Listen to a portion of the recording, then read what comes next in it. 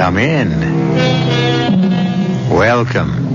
I'm E.G. Marshall. My tale is about murder, that crime of crimes. Shakespeare said, "Murder, though it have no tongue, speaks with most miraculous organ." And indeed, in this case, the murderer unwittingly convicts himself by saying too much. It is a story with surprising twists and turns, with double crosses on double crosses. Listen to a man being set up to murder. She's dying. Slowly. 10 years, the doctor said. Do you expect me to hang around in the background all that time, waiting for her to die? I'm not going to wait, Bill. Adrian, darling, listen to me. It's a simple decision you have to make, Bill. We'll be penniless. I'll have nothing. Not if she dies while you're still married to her. Not if she dies knowing nothing about me. Not if she dies before she can change her will.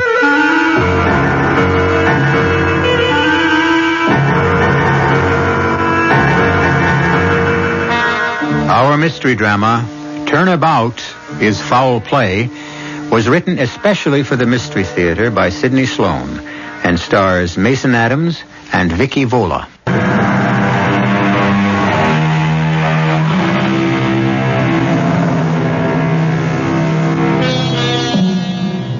The car pulled into the parking lot of the seedy motel, which bore the name Ritz Manor, Rooms and Meals, Reasonable Rates. Seated at the wheel of the modest car, obviously a rental, is a handsome, well-dressed man in his middle 30s. At his side is an equally attractive woman whose appearance and manner would make her stand out in any company. The man parks the car in front of Cabana Numero 4, as it is called on the sign posted over the door. He gets out and opens the car door for the woman.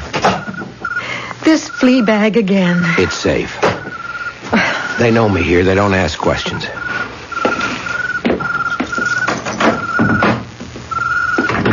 Oh, good Lord, it's stifling in here. Turn on the air conditioning. Okay. It'll be cool in a few minutes. Should be some ice in the fridge. Do you want a drink? Thanks.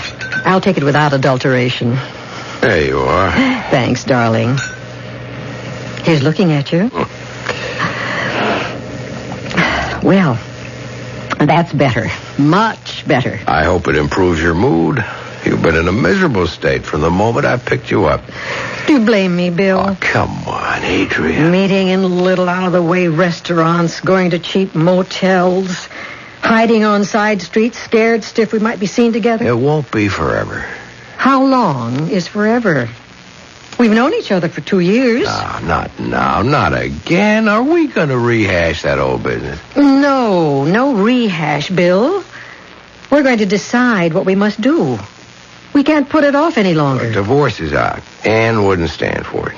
She can't keep you tied to her if you don't want to stay. Oh, yes, she can. It's all her money. All of it. I don't have a dime unless she gives it to me. Well, there's an answer to that, too. What? She's not well. You're her husband. You'll get it all when she dies. Well, if you mean waiting... You told me yourself that the doctor said... Dr. Richardson said she wouldn't recover, but he also said that it was the kind of illness that could go on and on. She could live another 10 years. Why? Why? It's the nature of her illness. I'm not talking about her illness. There are other ways. You're not actually suggesting... I'll give it to you cold and clear. 1, you're married to her. You love me. 2, she's ill, dying. But... Now hear me out. She's dying, slowly. 10 years, you said. Do you expect me to hang around for 10 years? I won't wait, Bill. Adrian, darling, listen to me. It's a simple decision you have to make. Adrian or Anne? We'll be penniless. I'll have nothing. Not if she dies while you're still married. Not if she dies knowing nothing about me.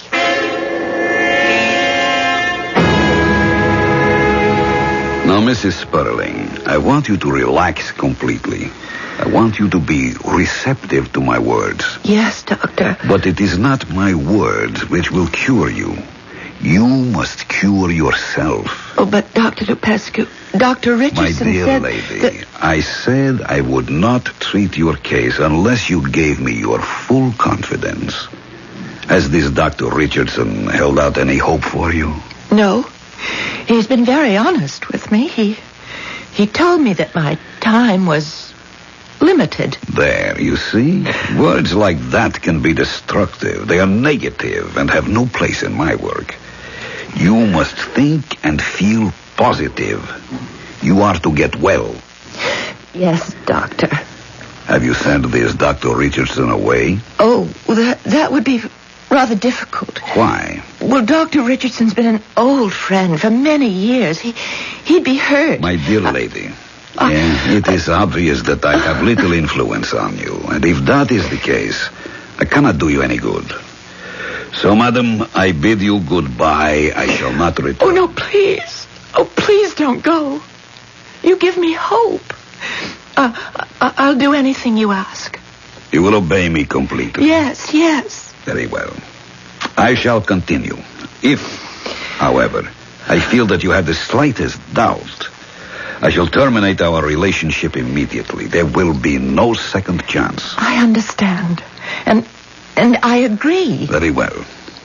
Now, I am going to put you to sleep. A gentle sleep. A healing sleep. Now, lean back. Relax. Relax completely. There, that is better. Now, concentrate on my eyes. Look deep into them. Deep. The world is receding. You can feel nothing. You can see nothing but my eyes. Now sleep. Sleep. Sleep. Mrs. Sperling, you are asleep, but you can hear my voice. You will obey my commands. Answer me. I will obey your commands. You will awaken in a moment or two, and you will feel better than you have felt for a long time. Yes.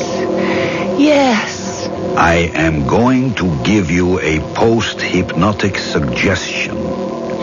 You will, after I have been gone an hour, ask for the telephone. It will be brought to your bedside. You will call your attorney, Harold Gifford, and you will ask him to come here next Wednesday at 2 o'clock in the afternoon. All you will say to him on the phone is that you wish to change your will.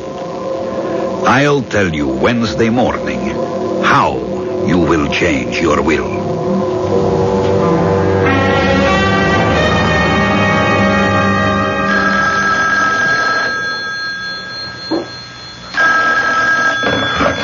Hello. Bill? Yeah. This is Harold, Bill. I wake you?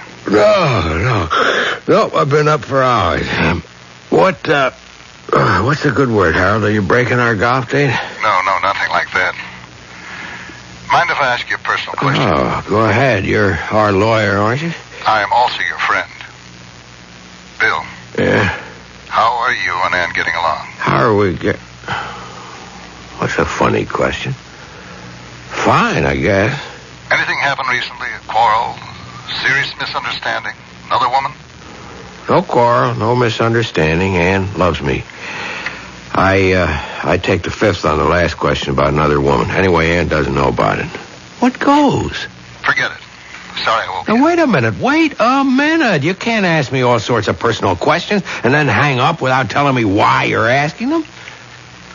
Has Ann been talking to you? Legal ethics, Bill. Can't answer that. Then she has been talking to you. Bill. About us, that is. I'm her lawyer, Bill. I can't. Hey, to hell with your legal ethics. You were my friend before you were our lawyer. I'm ringing off, Bill. If she want a divorce, Wouldn't she have told you if she did? she's changing her will. That's it. She's changing her will. Harold, that's it, isn't it? That's what you've been trying to tell me. I haven't been trying to tell you anything, Bill. Okay, Counselor. Thanks anyway. I'm going to have a talk with her. Leave my name out of it. And by the way, double-check that new doctor of hers, Lupescu. Lupescu, huh? Sure, I'll check him out. Thanks again. You have spoken with your attorney, Mrs. Sperling? I have spoken with him, Doctor. The will is being changed in accordance with your instructions. Good.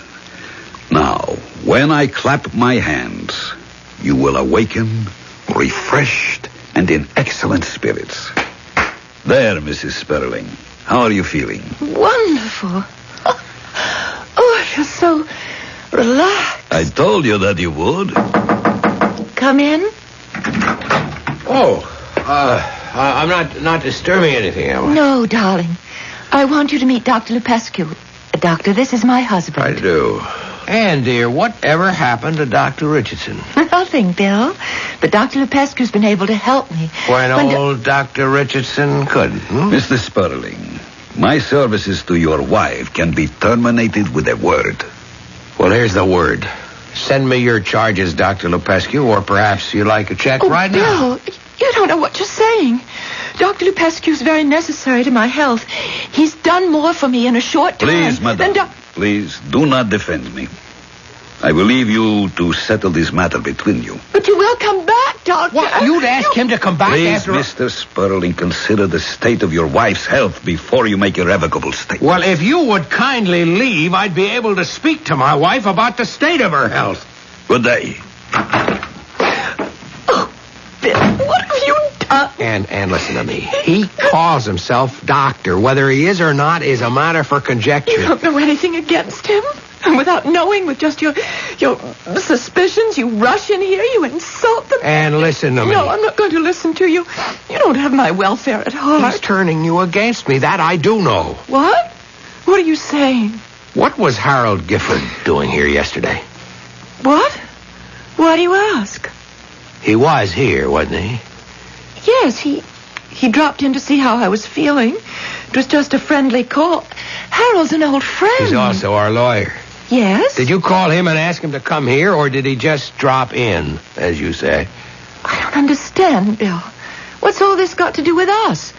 With Dr. Lupescu? A great deal. I don't know what part, if any, that phony doctor has in this, but did you, and I want you to answer this honestly, did you tell Harold that you wanted to change your will?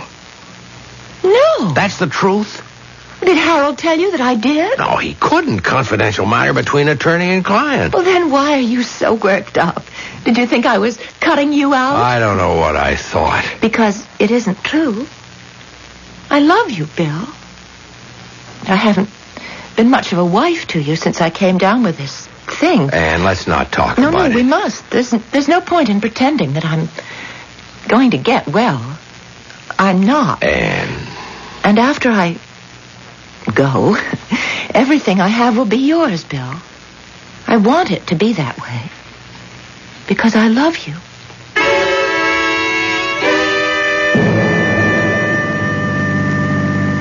Penny for your thoughts, Bill. What? You've been so preoccupied. I'm sorry, Adrian. Something bothering you? Yeah, plenty. Do you want to tell me? My wife is changing her will. What? How do you know? I know. Gifford called me. He's our lawyer. I'm being cut out. Completely? Oh. A few crumbs might be left for me. I don't expect it'll be much. Okay. What's the next move? I've spoken to her. She denies everything. Can you believe her? I want to, but there's this new Dr. Lupescu. He seems to exert a very strong, a sinister influence. Listen, Bill. And listen carefully. She hasn't much longer. No, Adrian. Adrian, you're urging me to kill her, aren't you? You're telling me to commit murder. No, Bill. Not murder. What? An act of mercy. She's sick. A lingering illness. Wouldn't it be more humane to shorten her agony, her pain, the wait for death? Adrian, please. Okay. Let's consider it selfishly. I love you, and you love me. She stands between us. She's legally your wife. Divorce is impossible. No, it's not impossible. We just wouldn't have the money. I'd stop being a damn parasite and I'd get myself a job. A job? Don't make me laugh. At what? You've never done a thing in your life but play tennis, golf, or backgammon. So all you loved about me was the money I would get. No, Bill. But the money was one of the considerations. With the money out of the picture, it doesn't quite balance. Now let's stop fighting each other and start doing something constructive about it. What do you say, darling? Yeah. Let's go over the road again. Anne is dying. To help her is an act of mercy.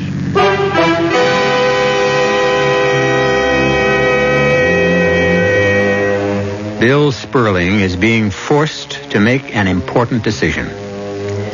To paraphrase an old expression, some men are born murderers, some achieve murder, and some have murder thrust upon them. I'll be back shortly with Act 2.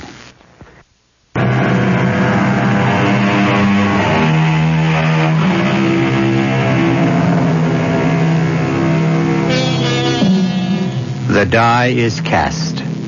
The game is set. A woman is to be murdered so that her husband and his friend can live happily ever after on her money. As yet, the marked woman is unaware of the fate in store for her. She calls her attorney and asks him to come to her bedside.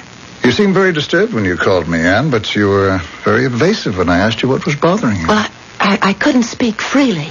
The doctor was with me at the time. I want to talk to you about that doctor. Well, I won't listen to anything against him, Harold. Look, Anne, I'm not speaking as your attorney. I'm speaking as your friend. Lepescu is... Dr. Lepescu. Okay, Dr. Lepescu. Anne, he worries me. Why? He's only been your physician for a short time. 2 months. That's a very short time, don't you think, for you to be placing so much confidence in him? The way you hesitated. I know you were thinking of something else when you said confidence. Well, yes, I was. That guy may be after your money. Oh, Harold, I won't listen to this from you. Well, damn it, Anne, you are changing your will in his favor. Yes. And you've denied it when Bill questioned you. Have you? No, wait a minute. I've told him nothing, but he guessed what you had in mind. Well, I can't control his guessing. Why are you doing this, Anne? Why? Because Dr. Lepescu has great work to accomplish in this world, and my useless money can be the beginning of a great medical research foundation. Bunk. What? Unadulterated bunk. Oh, I'd stop that right now. Look, I've known you, and I've liked you for many years. Okay, I'm sorry. He's a great man. But what about Bill? Why are you cutting him off? I'm going to set up a trust fund that will make... I know. You told me, Anne. You're going to give him a handout, a modest little allowance. Enough to meet his needs. And no more. Harold, I think I must ask you if you intend to carry out my wishes. Sure. But I feel it my duty to... Your duty is to me, your client, to obey my wishes. If you're in your right mind, Anne. I assure you, I know exactly what I'm doing. Do you? Do you really?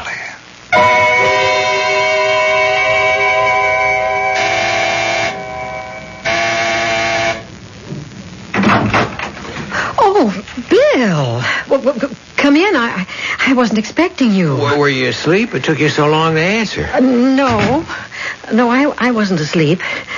I thought we decided it wasn't a good idea for you to be seen here. I had to talk to you. Look, it has to be done right away. The sooner the better. Gifford has got the will ready for her signature, and I found some scribbled handwritten notes of hers in the wastebasket. Guess how much she's going to leave me? $10,000 a year. I couldn't go 3 months on that. Well, what's the plan? Here, look at this. It's a suicide note. To my dear husband. It isn't signed. I'll get her to sign it. I'll slip it to her to sign along with a raft of other papers. I have to do this every month to take care of certain business and investment matters. Okay. You'll get her signature. On a typewritten suicide note? How kosher do you think that's going to look? Well, she uses her typewriter for almost all her correspondence. Including suicide notes? If I were the police investigating... I'll get her to sign it. I'll slip it to her to sign along with a raft of other papers. I have to do this every month to take care of certain business and investment matters. Okay. You'll get her signature. On a typewritten suicide note?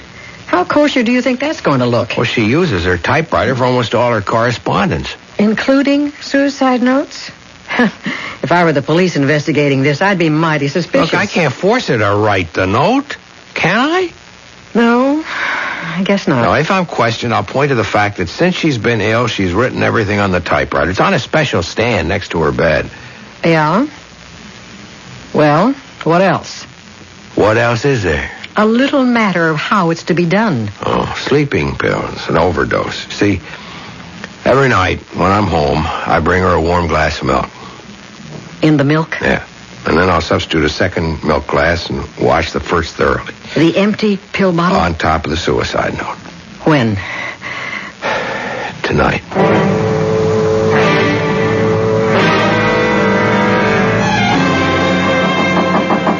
Yes? It's me and Bill. Oh, come in, Bill. Come in.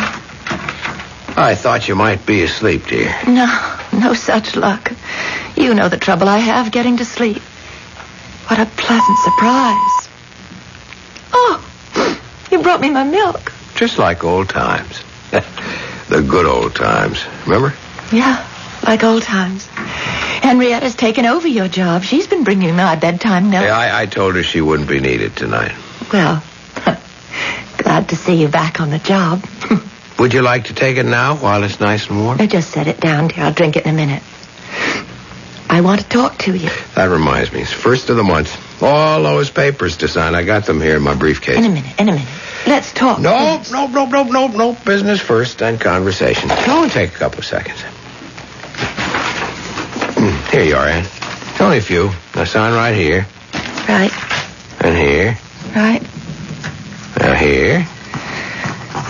And here. Right. Here, that was quick, wasn't it? Now for our conversation. Oh, wait. One more item to be disposed of first. The milk. Oh, leave it there, Bill. I'll drink it. I don't like it too warm anyway. But, Ann... Don't fuss over me. Look, Bill, I've got something serious to tell you. What? Well, I've been speaking with Harold, and he tells me that I'm not being fair to you. When you asked me the other day whether I was changing my will, I lied to you. I don't know why I did, but something inside me made me lie. I suspect it. And even speaking to Harold yesterday, I was suddenly and unaccountably angry when he mentioned you and said that what I was planning wasn't quite fair to you. Well, why are you telling me this now, Ann? I don't know. But the restriction which kept me from telling you everything is suddenly gone.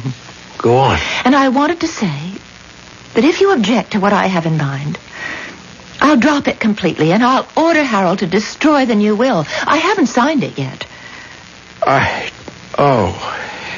Ann, you're too wonderful. You're too kind. I don't deserve your love. Oh, darling, I've never seen you like this. Oh, I've been a rotten husband to you. But I'm going to change. You'll see, I'm going to change. I'm going to be with you every hour of the day. I'll never leave your side. Darling. I love you. Bill. Darling. Oh, it's so good to have you back again. I know that you've strayed. When you took that apartment, I knew. Ann, listen. Don't explain. I don't want an explanation. I don't need them. You're back. That's good enough for me. Now it is getting late. It's long past my bedtime and time for my warm milk. No, give that glass to me. Darling, you've spilled it. No, it's no good. It's cold. Let me get you another glass. Don't bother. I'll sleep without it. Just kiss me goodnight. Oh, it's wonderful to have you back, my dear, my Bill. What? Hello? Miss Bartley? Yes? Dr. Lupescu is here. Send him away and tell him to go away. Oh, I can't do that, Bill. Ask Dr. Lupescu to come up, Henrietta. Then I'm going. Bill. But, Bill, you'll be back. I don't know. Maybe I will, maybe not. Good night, Anne.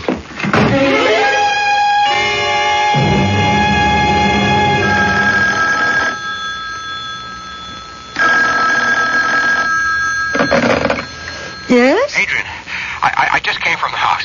Yes? I'm afraid that I was interrupted and then... You didn't do it. You didn't? Answer me. No, everything went as I planned and then... Then you lost your nerve. You chickened out. All that money for us and you chickened out at the last minute. No, look, Adrian, you don't understand. She said that she would tell Gifford to destroy the new will. Destroy it? Are you sure? Yes. Has she signed it yet? No, she told me she hadn't signed it. Can you believe her? I believe her.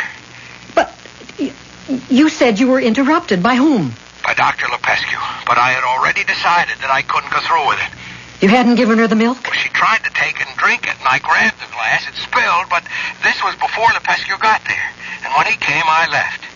How long ago did this happen? I don't know, 5 minutes, 10 minutes. I stopped at the first phone I saw to call you. You could go back.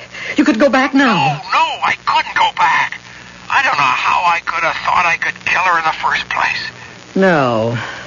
I guess I was asking too much of you. Look, I want to see you. No. We've got to talk. It's over.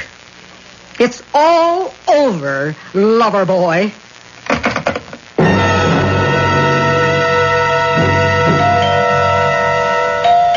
Coming.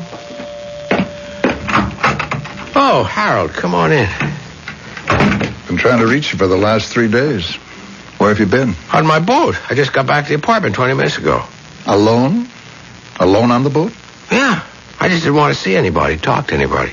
Or listen to the radio? Just the weather reports. I see. Well, it's going to look very bad. What is? You're being gone this time. What does my being away for 3 days have to do with anything? Everybody's been looking for you. Anne is dead. What? Anne? Oh, good Lord. Anne. Look, you don't have to put on a performance for me, Bill. Performance? Everybody knows that your marriage to Anne was anything but perfection. I loved her. That night when I saw her, I realized for the first time in years how much I loved her. I made up my mind that I'd cut out all the nonsense and try to make her last few years a little happier. How did you leave her? Well, the party was a little messed up. I was with her just as she was going to sleep. Henrietta knocked and said that Dr. Lupescu was downstairs, and Anne told her to send him up, and that angered me, and I left. That's about what Henrietta told the police. The police? Yes. It seems that Anne died from an overdose of sleeping pills. Sleeping pills? They were given to her in her warm milk, which she always takes before going to sleep. Henrietta says that you insisted on taking the milk up to her. But she didn't. I mean, I accidentally spilled. I brought her the milk, but she didn't drink it. It spilled. You'll have to see the police, Bill. I suggest that you do it right away. You think that I killed her, don't you? Better try squaring this with the police, Bill. You're wasting your time on me.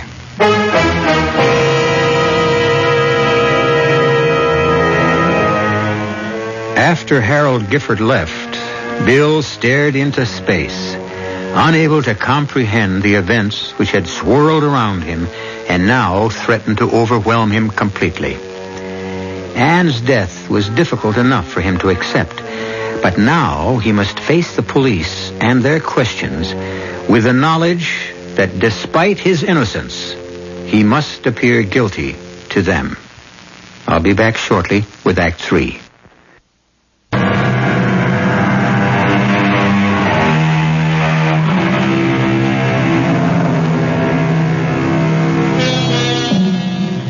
Bill Sperling's life had taken on all the aspects of a nightmare. It is true that he had planned to murder his wife, but at the last minute, he found that he could not do it. Imagine his bewilderment when he hears that his wife has been murdered, and in exactly the manner he had contrived. The finger points in only one direction. His.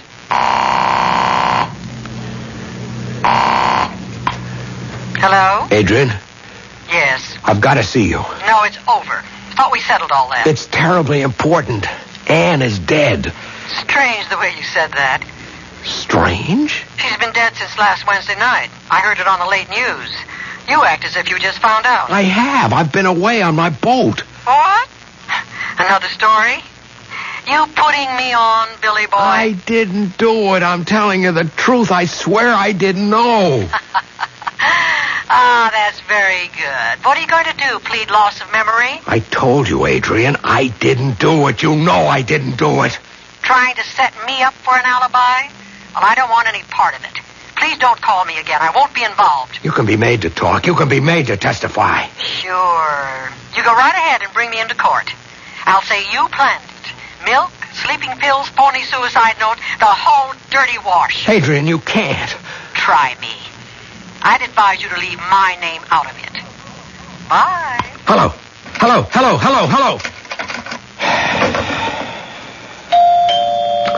Oh, now, come on. Who is that? Yes? Mr. Sperling? William Sperling? Yeah. Sergeant Joseph Marchetti, homicide. Can I come in? Yeah, sure. Come on in. Thanks. Mind if I come right to the point, Mr. Sperling? Please do. Your wife was murdered, Mr. Sperling, and you were a prime suspect. That's purely conjecture, Mr. Sergeant. Sergeant. Mr. Sperling, Sergeant Marchetti. Okay, Sergeant. Are you charging me with my wife's murder? Would you like to hear what I've been able to find out while you were, missing for 3 days? I can explain my absence. You'll get plenty of chance to do that. But listen to me first, huh? A guy goes to see his wife. Then he gives her a glass of warm milk. Wait till I finish. A glass of milk has a lot of sleeping tablets melted in it. Enough to knock off a healthy woman. But Mrs. Sperling is a sick woman. Very weak. She goes very fast in spite of all that Dr. Lepescu, he got there a few minutes after she drank the milk, could do to help her. You said murder a moment ago. Isn't it possible that my wife, being in poor health, committed suicide? I'm glad you brought that up, Mr. Sperling. There was a suicide note. Well? We found it later. Yes. It was addressed to you. Typewritten. All my wife's correspondence for the last couple of years was done on the typewriter. She had it next to her bed. Okay, so she typed the note. But it's the signature that bothers me. Well, you can easily determine whether or not it's genuine. Oh, we had a handwriting expert look at it. And? It's her signature, all right. No doubt about that. Only one thing. What? Why should she start off by addressing the letter to my dear husband and then end up by signing it real formal, Anne Sperling? Can you explain that, Mr. Sperling?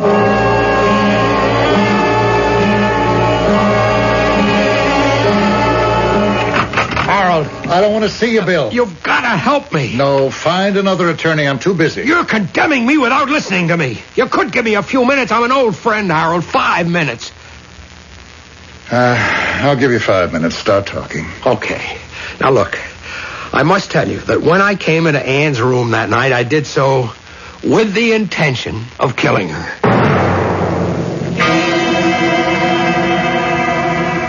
It's going to be a tough job selling that story to a jury, Bill. Changed your mind at the last minute, eh? It's the God's honest truth. Maybe it is. But they're going to think, if he didn't do it, who did? Lepescu. He came in right after I left. Why should he? He was going to get all our money. You're forgetting one very important thing, Bill. The will had not yet been signed by Anne. The only one to gain by her death would be you at that time. Yeah, why should he do it? All he had to do was wait. I don't get it. I mean, he knew that Anne hadn't signed the will. If he killed her, he wouldn't get a dime. Why should he do it? Bill, that's it. He kills Anne, but there's no motive. He's in the clear. And you're sunk. Yeah, but Harold... You come to trial. You're convicted. Life imprisonment. Yeah, but he still doesn't get the money. Yes, he can get it. He sues to have the will overturned. The intent of the new will, even if not signed, is for him to get the money. Any lawyer worth his salt could win this case. They'd call me for a witness, subpoena all the papers I've prepared. Harold, you're right. He kills her to make it look like I did it to stop her from signing. Smart. Very smart. But now that we know, we may be able to trap him. Wait a minute. I just thought of something else. Was it just coincidence that he came to see Anne that night? Doctor seeing his patient? So late?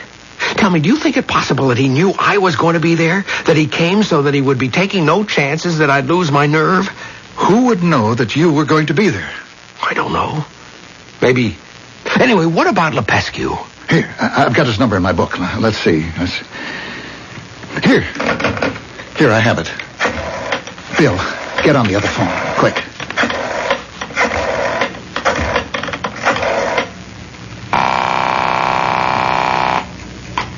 Yes? Dr. Lepescu? This is Harold Gifford calling. Oh, yes. The late Mrs. Sperling's attorney. Yes. What can I do for you? Doctor, you may not be aware of the fact that Mrs. Sperling has left you the major portion of her estate. No. Really? Well, this comes as a complete surprise. Are you certain? I have the papers right in front of me. Now, there's only one little hitch. Hitch? What is it, hitch? Trouble. It seems that Mr. Sperling intends to take the matter to court to have the will thrown out. Thrown out? He can do that? Oh, I don't think so. Everything is perfectly legal.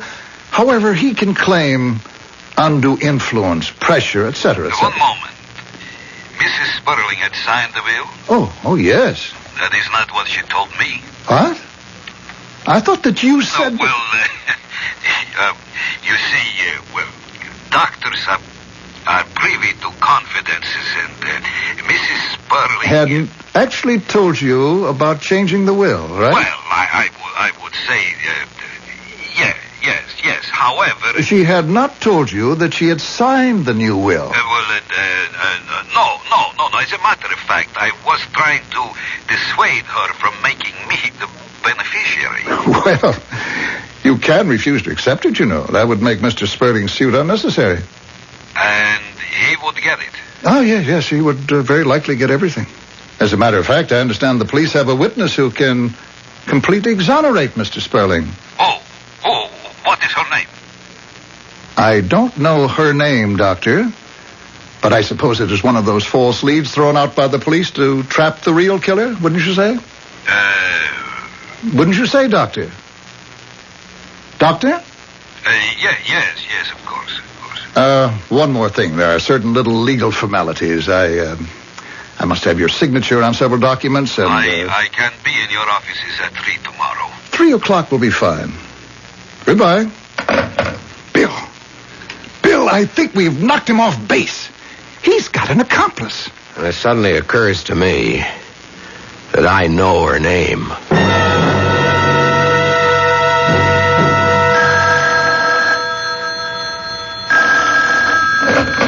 Hello? Adrian? Damn it, Bill. I told you not to Don't call. hang up, please. Now, look, I've got to see you. No, that's impossible. I just heard on the news that you'd been arrested. I'm out on bail. I'm coming over. No, if you come here... Coming. Didn't you plan this thing with me? Bill, you leave me out of this. I warn you, it'll do you no good to involve me. Stay right where you are. I'm coming over. Bill!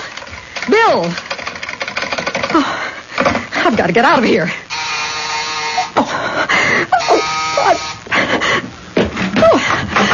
Well, my dear Adrian, where are you going? Frank, Bill just called. He'll be here in a few minutes. Oh, really? He was arrested late this afternoon. He posted bail. He's out. He's coming here. I don't believe you are lying. Lying as usual. He mustn't find you here. He'll know everything if he finds us together. I won't be here long, my dear. Only you will be here. But you won't be a very cooperative witness. Witness? Yes, I heard how you have been talking. Who told you that? Mr. Gifford, Mrs. Sperling's lawyer. It's a lie. I wouldn't betray you. He said the police had a witness who could clear Sperling of the murder charge.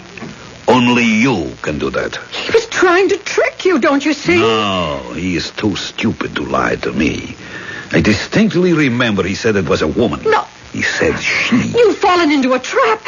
You've got to get out of here. I don't believe you. You've turned the tables on me. You've thrown in again with Sperling because you think he'll have the money. No. Don't move away, my dear. No, don't. The needle won't be painful. Don't, please. Please, you're wrong. Don't. Hold still. Don't. You can't run. You can't lie. Please. Ever again. Don't. Hey. You. Oh. Open up. Police. There he is at the window. Stop him. Stand where you are, Lupescu, or I'll shoot. You're under arrest.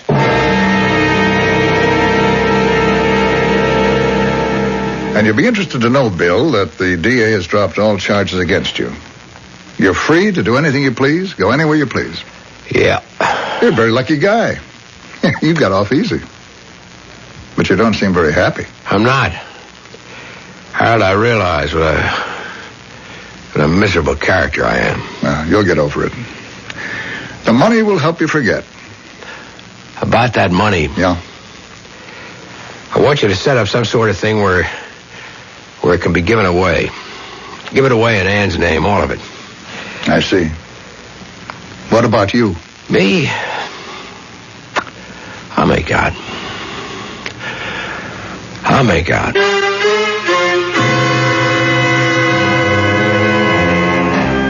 Bill Sperling, a weak man, a selfish man, urged, persuaded, walked down the dark road that led to murder. Only a last-second breath of decency deterred him from his purpose and made him realize that he almost killed the one person in the world he loved and who loved him. I'll be back in a moment.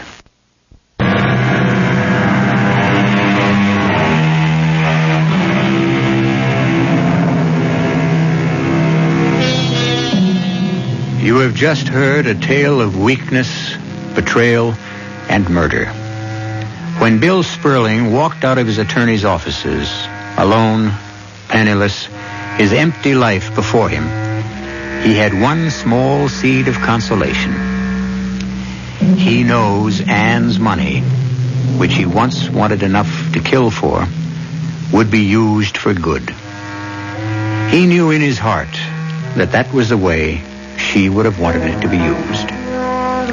Our cast included Mason Adams, Marion Seldes, Vicky Vola, Jackson Beck, and Sid Sloan.